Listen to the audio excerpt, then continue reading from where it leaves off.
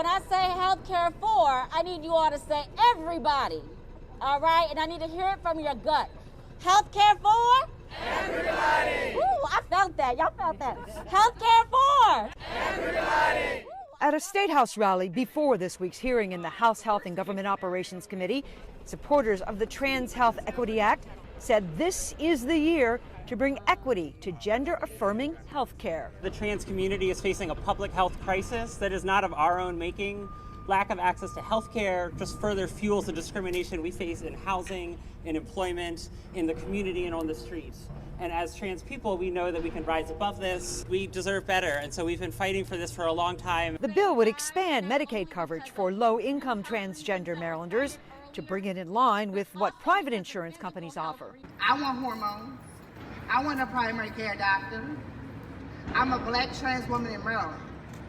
I'm a mom at home. I have a wife, 3 kids. My kids have health insurance. My kids has a primary care. Why I can't have it as well?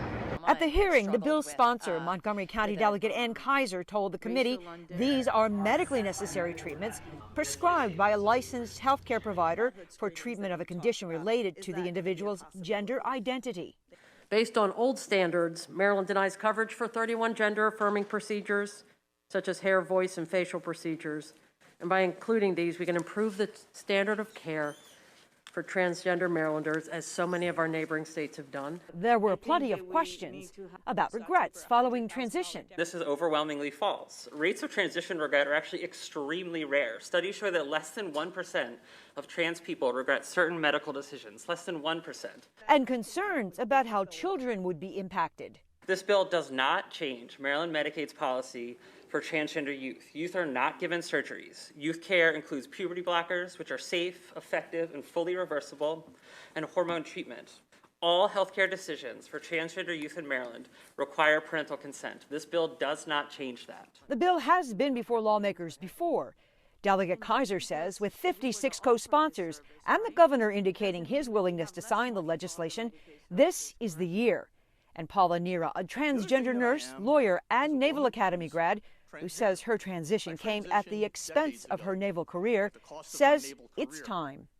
This is about health equity. This bill allows some of our most vulnerable Marylanders to be able to access medically necessary care that's available to those with affluence, to those with private insurance, but because of other factors in their life, often exacerbated those health inequities because of their gender identity.